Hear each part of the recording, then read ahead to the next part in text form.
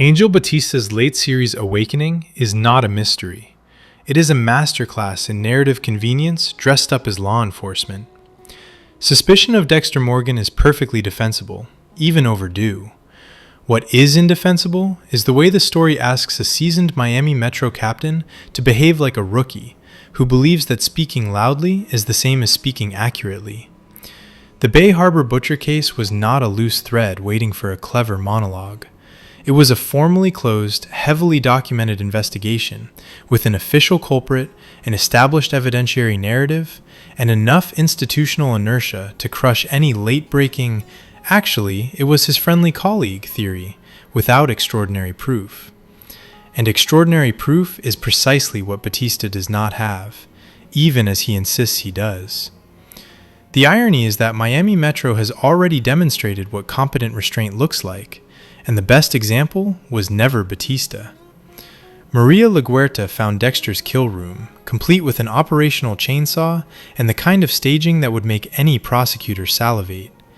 She understood that finding something disturbing is not the same as winning a case, and she also understood that a wrong move can collapse an investigation, tip off a suspect, and render future evidence unusable. She kept the discovery close, kept digging, and kept the pressure on, with something Batista's arc increasingly treats as optional: disciplined patience. The most damaging mistake is not believing Dexter capable. It is misrepresenting the evidentiary standard. Even in a world where Dexter's guilt is a matter of franchise canon, Batista does not get to trade on omniscience.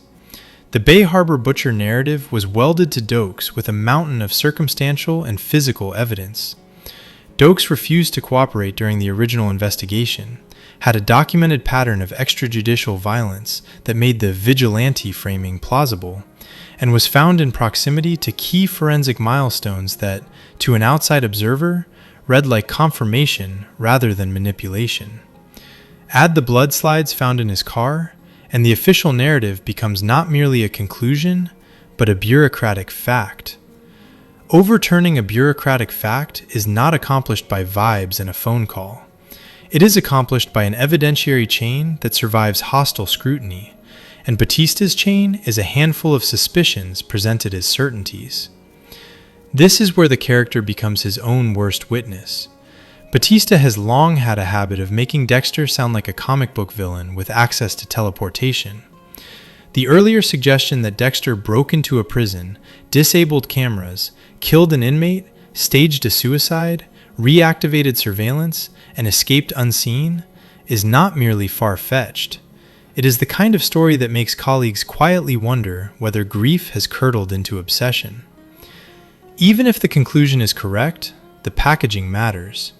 Investigations live and die on credibility, and credibility dies quickly when a veteran captain talks like a man narrating a fever dream. The practical errors stack up quickly. If Batista truly believes he is pursuing a still active serial killer, one he has every reason to believe killed Dokes and LaGuerta, and potentially anyone who gets close, then leaving official law enforcement is professionally reckless and personally irrational. Being an active officer provides lawful access, institutional backing, and the credibility that makes other agencies listen. Quitting and then conducting surveillance anyway is not heroic. It is a gift-wrapped misconduct allegation. A vacation, a leave of absence, or a quiet internal collaboration would preserve the tools and the legitimacy. Instead, the narrative pushes Batista into the worst of all worlds, a man pretending to be law enforcement while making claims that demand official authority. It is not surprising that this ends with him being treated as unstable. It is surprising only because the story keeps acting as though this is a tragic injustice, rather than a predictable consequence of avoidable choices. This is why the arc feels less like tragedy and more like character vandalism. Batista is not written as brilliant, and he never has been. He is written as competent, emotionally intelligent, and generally decent. That baseline competence matters. It is the difference between a captain who understands how to build a case and a man who corners himself by overselling. The story occasionally remembers this competence, Batista plays coy in an initial conversation with Dexter, hides Dexter's survival from Harrison, plants a tracker, and demonstrates enough instinct to avoid immediate confrontation. Those moments matter because they reveal the character still has professional muscle memory.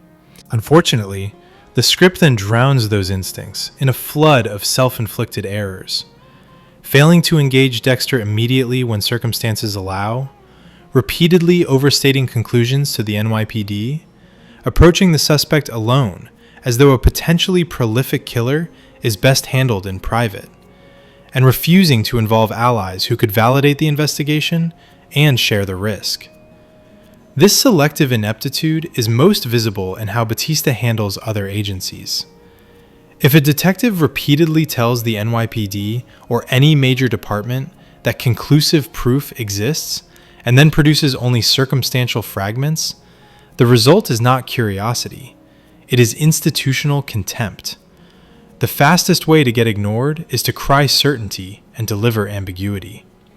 A professional would frame the situation with humility and precision, a set of anomalies, a link to a closed case, a request for collaboration, and a willingness to accept that extraordinary claims require extraordinary corroboration. Batista instead chooses proclamation, the investigative equivalent of walking into a courtroom and demanding applause. The weakness of the proof presented in New Blood makes Batista's certainty even harder to defend. The Iron Lake deaths do not even cleanly match the Bay Harbor butcher's signature. There are no neatly wrapped, dismembered bodies surfacing in water, no ritualized blood slides, no pattern that would force an honest detective to say, without qualification, that the butcher is active. At most, there is a needle mark on a drug user, a handful of suspicious fatalities, and a burnt house that conveniently reveals evidence after a suspected serial killer sets it alight. That may be enough to trigger a cautious internal note. Something is wrong here. But it is not enough to justify a veteran captain announcing that the butcher is back and the culprit is Dexter. The New York leg repeats the error.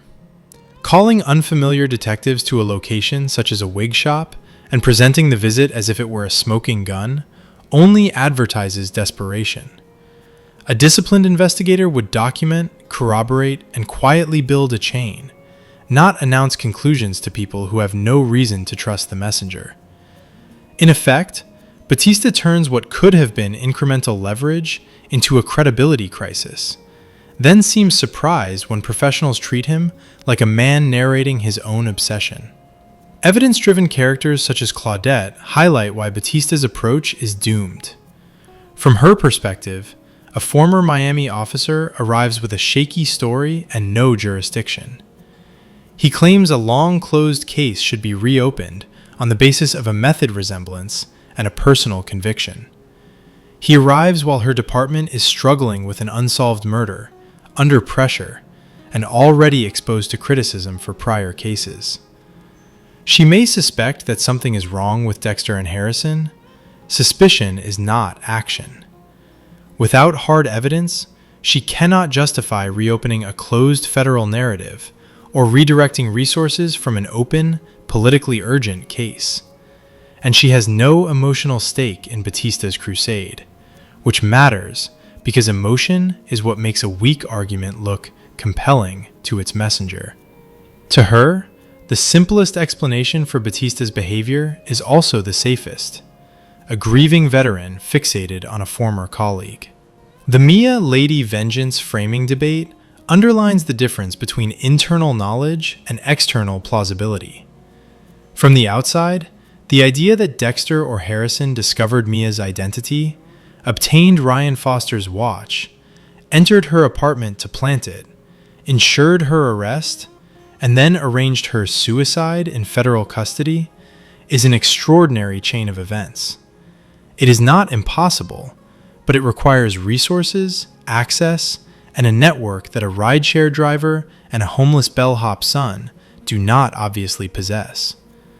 The alternative, Mia is guilty and the frame is partial but sufficient, is not elegant, but it is clean. Even the imperfections of the frame can be rationalized more easily than an invisible conspiracy. A trophy wiped inconsistently is more believable than a meticulous outsider operation performed by two men who, on paper, have no leverage. This is precisely why Batista's most conspiracy theorist moment is insisting Dexter had a hand in a high-profile federal prison death. It is the claim that most demands proof and the one most likely to be met with a blank stare. Even if Mia did not kill herself, the more plausible culprits are organized crime, corrupt officials, or someone with the means to silence her quickly. That someone might be Prater, who appears to have motive, resources, and the kind of shadow infrastructure that can make inconvenient people disappear. If the Prater vault contains curated identities of serial killers, unknown and known, and still labels Dokes as the Bay Harbor Butcher, then an outsider can reasonably conclude that the official story remains unshaken, even within a criminal ecosystem. Batista insisting otherwise without a comparable trove of evidence reads less like insight and more like fixation. And the franchise knows it, because Dexter immediately uses the gap to plant a counter-narrative. Batista is broken, unstable, and obsessed. That narrative writes itself when Batista quits, conducts questionable surveillance, and turns every circumstantial detail into a declaration. It becomes even easier if the department digs into Batista's own blemishes, a history of messy personal relationships, susceptibility to distraction, and prior incidents that could be spun as volatility. The cynical plausibility is brutal. If the claim sounds implausible and the messenger looks compromised, professionals default to the simplest story, and the simplest story is that Batista is chasing ghosts. The same cynicism infects the New Blood catalyst. Batista can accept the official story that Dokes was the Bay Harbor Butcher and that LaGuerta died in the line of duty. Batista can accept that Dexter and Deborah were lost to a storm, and he can even accept that Dexter's disappearance was a grief collapse after Deborah's death. That is a plausible psychological arc. A man survives trauma, attempts self-erasure, and reinvents himself somewhere remote. A reasonable Batista would start there, and then test alternative hypotheses. Why did Dexter flee a hospital with Deborah's body? Why did he vanish without contacting anyone? Why is he resurfacing now? And why are strange deaths clustering nearby? The story could build suspense through methodical accumulation of inconsistencies. Instead, it chooses immediate certainty, as though conviction is the only way to signal stakes. This would be easier to swallow if the franchise did the work of showing Batista's evolution. There is an implied explanation. In the years after the original series, Batista revisited LaGuerta's files, reread case notes, watched the video of Dexter killing Oliver Saxon, and slowly realized that the pattern of bodies around Dexter was too consistent to ignore. That is plausible. It is also absent. The narrative offers none of the connective tissue. No scenes of Batista reopening old boxes, no conversations with colleagues about lingering doubts, no gradual shift from denial to suspicion. The result is whiplash. A man who once dismissed LaGuerta's theory as grief and obsession suddenly treats the same theory as a settled conclusion. Without the intermediate steps, the change reads less like character growth and more like a switch flipped because the plot demanded it. Emotional continuity suffers in the same way. Batista adored Dexter and Deborah. He was not merely a colleague but a friend, and at times a caretaker of their well-being. Treating their deaths as conversational footnotes, misremembering Harrison's name, speaking of the siblings with casual distance, failing to express any concern for where Harrison ended up, does not read like time-healing wounds. It reads like writing that forgot relationships existed. Even if years passed, a man like Batista would remember the name of a child tied to two people he loved, and he would likely wonder what became of that child, especially if the official belief was that Harrison left for Argentina with Hannah.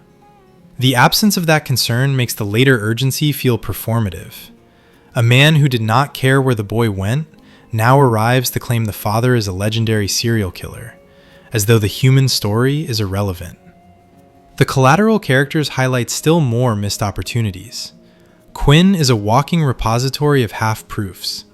Photographs of Dexter dumping suspicious bags during the Barrel Girls era, a dead investigator, Liddy, who made a final call, the Kyle Butler connection, the nagging sense that Rita's death had a Dexter-shaped shadow, and the unmistakable precision with which Dexter killed Saxon. Quinn also heard Deborah's confession about LaGuerta, which may not be enough to convict, but is enough to haunt. If Quinn ever spoke to Batista after Dexter's presumed death, if bitterness about the mess left behind loosened Quinn's loyalty, then Batista's later suspicion could have a credible basis. Conversely, if Quinn's loyalty holds because Dexter saved his career, Quinn might actively misdirect Batista, leading him away from the truth with plausible deniability. Either route would be psychologically consistent, morally complex, and far more interesting than the current approach of letting Batista stumble alone until he looks unhinged. Even the question of forgiveness becomes fodder for tonal games rather than moral reckoning. Batista's defining trait is the desire to do the right thing, even while carrying ordinary flaws. If confronted with the full truth, how Dexter handled Dokes by caging him while preparing a frame, how LaGuerta was not directly killed by Dexter, but was targeted and would have been murdered if Deborah had not arrived, how Deborah's life was destroyed by complicity, how countless others were pulled into Dexter's gravitational field, Batista could personally forgive without professionally absolving. Forgiveness is not a dismissal of accountability. It is an emotional decision. Batista could even believe Dexter targeted bad people and still insist that Dexter belongs in prison, because the collateral damage is not hypothetical. Innocents have died, lives have been shattered, and the supposed moral code has repeatedly bent when self-preservation demanded it. A walk-away ending would not be mercy. It would be Batista abandoning the very principle that defines him. That is why the franchise's menu of possible endings feels so mechanical. One option is blunt tragedy. Batista dies, because consequences are easier when they are irreversible and when the main character's plot armor needs fresh polish. Another is sentimental fantasy. Batista lets Dexter go, persuaded that Dexter is a force for good, and returns home to Miami with his conscience intact. That ending is emotionally convenient and ethically hollow. It asks Batista to redefine murder as public service. The third option is the most cynical and, perversely, the most consistent with the writing so far. Batista is discredited, dismissed as obsessed, perhaps even investigated for misconduct, unlawful surveillance, or falsifying evidence. It preserves the protagonist's escape route while letting the franchise pretend it did not have to kill a beloved character to keep the machine running. The irony is that this insane investigator ending would not even require much effort, because Batista has already laid the groundwork. Quitting law enforcement while chasing a suspect, misrepresenting evidence, failing to involve colleagues, and engaging the suspect alone are the choices of a man begging to be painted as unstable. And if Wallace, the interviewer or investigator, begins probing Miami Metro's past, the inquiry may not clarify Batista's claim so much as expose the department's messiness. Affairs, rivalries, questionable shootings, and internal politics that can be weaponized to undermine anyone's credibility. In such an environment, Batista becomes easy to discredit, regardless of whether he is right. None of this is to say that Claudette or other outsiders should believe Batista on faith. They should not. In their position, skepticism is professionalism. They are looking at a former captain with no current authority, a story that contradicts a federal narrative, and a suspect who can plausibly be explained as a man who broke after losing his wife and sister in rapid succession. Dexter's faked death can be read as evasion, but it can also be read as psychological collapse. His refusal to stay put, his evasiveness, his sudden flight, those are suspicious, but suspicion is still not proof. The frustration is that Batista should know this better than anyone. He should know how easily a case collapses when the messenger overreaches, and he should know how quickly a department will circle the wagons against an outsider who shows up demanding they overturn official history. The most frustrating element is that the ingredients for a credible Batista arc exist on the table. The final episode of the original series gave Batista a seed, the video of Dexter killing Saxon, a moment that could plant unease without immediately dismantling friendship. A decade of silence could plausibly become a decade of intermittent doubt, especially if Batista periodically rereads LaGuerta's suspicions and wonders whether he dismissed her too easily. A call from another cop claiming Dexter is alive and mentioning the butcher could plausibly ignite that doubt into action. Add Dexter's suspicious behavior, sneaking away rather than facing Batista, offering thin explanations, reacting defensively, and the suspicion could build naturally into an investigation conducted with care. Instead, the story chooses the shortcut. Batista is suddenly sure, suddenly reckless, and suddenly willing to stake his credibility on a speech. The result is a character who does Dexter's work for him. Dokes and LaGuerta were hunted and framed by a methodical predator. Batista frames himself through impatience. That is not clever tragedy, it is lazy engineering. It also reduces the moral drama. A competent Batista would force Dexter into hard choices: flee and confirm guilt, stay and risk exposure, manipulate and leave fingerprints of manipulation. A compromised Batista offers Dexter a simpler path. Let the world dismiss the accuser as unreliable, then continue operating in the shadows. There is still a narrow lane for redemption, if the narrative chooses seriousness over spectacle. An evidence-driven Claudette who quietly suspects Dexter and Harrison, a Wallace who initially toys with Dexter's counter-narrative but then discovers anomalies in Miami Metro's past, and a Batista who learns to speak in verifiable facts rather than proclamations, could converge into a credible manhunt. That outcome preserves Batista's agency without requiring his death. It also preserves the franchise's central tension: Dexter's talent for evasion versus the slow, grinding pressure of real investigation, without reducing the investigation to a sequence of convenient misunderstandings. Most importantly, it honors what made Batista matter. He was never the sharpest blade, but he was a decent man trying to do the right thing in a department that often didn't. The larger critique is simple. When a series wants Dexter cornered, it inflates Batista's certainty. When it wants Dexter free, it deflates Batista's competence. That is not character writing, it is plot wiring. It is why the arc feels underwhelming, why the inconsistencies stand out, and why the supposed suspense rings hollow. The tragedy is not that Batista might be ignored. The tragedy is that the story works so hard to ensure he deserves to be ignored, and then pretends that the disregard is proof of how cleverly Dexter manipulates everyone. Dexter's manipulation is real.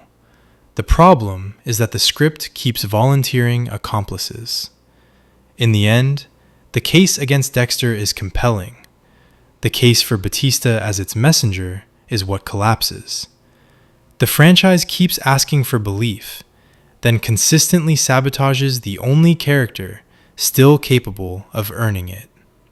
Subscribe.